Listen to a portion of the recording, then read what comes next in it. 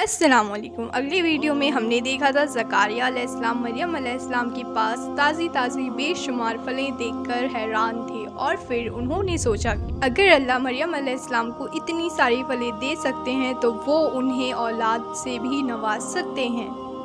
ज़कारिया अलैहिस्सलाम और उनकी बीवी को काफ़ी उम्र हो गई थी मगर उनकी कोई भी औलाद नहीं थी। उन्होंने फिर अल्लाह से दुआ किया। फिर ज़कारिया अलैहिस्सलाम ने अल्लाह से दुआ किया, मेरे रब, बेशक मेरी हड्डी कमज़ोर हो चुकी है और मेरे खैरे बाल मेरे सर तक फैली, मगर मैं कभी मायूस नहीं हुआ। अपनी इबादत जो सिर्फ आपकी, तो मुझे अपनी रहमत से एक औलाद नवाज जो मुझसे और याकूब अलैहिस्सलाम की ख़ानदान से नबूवत हासिल करे।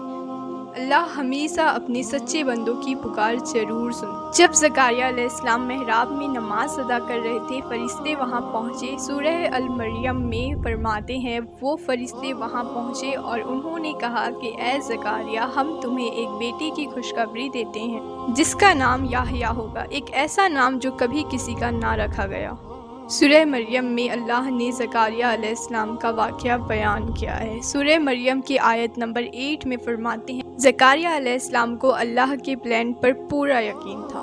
उन्होंने पूछा, मेरे रब, मेरा बेटा कैसे हो सकता है जब मेरी बीवी बांझ है और मैं काफ़ी बूढ़ा हो गया हूँ। सूरह मरियम की आयत नंबर 9 में फरमाते हैं, फरिश्तों ने जवाब दिया कि तुम्हारे रब फरमाते हैं कि मेरे लिए बहुत आसान है, बिल्कुल ऐसे जैसे हमने तुम्हें बनाया, इससे पहले तुम कुछ ना थे।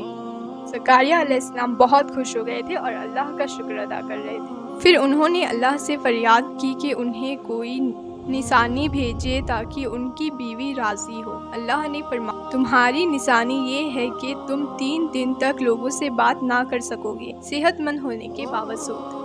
कुछ दिनों बाद उनकी आवाज़ चली गई। तभी वो लोगों को सिग्नल दे रहे थे कि अल्लाह का शुक्र करे। रात और दिन 3 दिनों तक ऐसा ही चलता रहा। फिर याहया अलैहिस्सलाम की खबर कंफर्म हो गई। ज़कारिया अलैहिस्सलाम की दुआ ये थी, आप स्क्रीन में देख सकते हैं, जिसका तर्जुमा ये है, मेरे रब, अपने पास से मुझे अता कर एक नेक औलाद, बेशक आप सबकी फरियाद सुनने वाली हैं। अब आता है याहया अलैहिस्सलाम का वाक़या।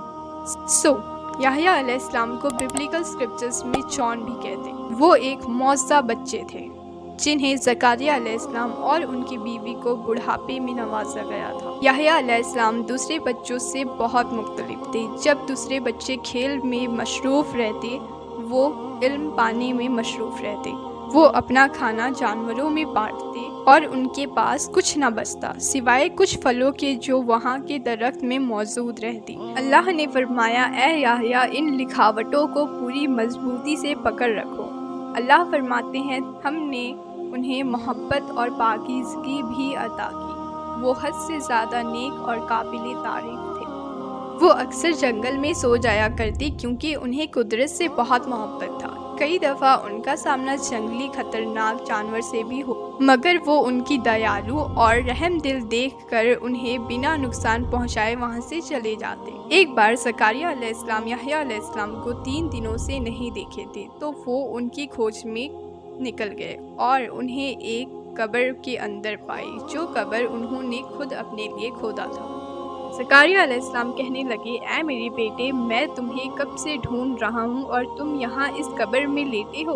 याहया अलैहिस्सलाम जवाब दिए, ऐ बाबा, क्या आपने मुझसे नहीं कहा कि जन्नत और जहन्नम के बीच सिर्फ एक दूरी है और इसे रोने वालों के अलावा पार नहीं किया जा सकता। फिर दोनों बाप और बेटे अल्लाह के शान में रोने लगे। याहया अलैहिस्सलाम अल्लाह की इबादतों में इतना खो गए कि उन्होंने सारी ज़िंदगी शादी नहीं की। वो अपना ज़्यादा से ज़्यादा वक्त नेचर में जानवरों के साथ गुजार देते और लोगों के साथ मिलना काफ़ी हद तक था। इसके बाद क्या हुआ, याहया अलैहिस्सलाम की मौत कैसे हुई, ये देखने के लिए मेरी वीडियोस को लाइक, शेयर और स्पेशली सब्सक्राइब करना ना भूलें।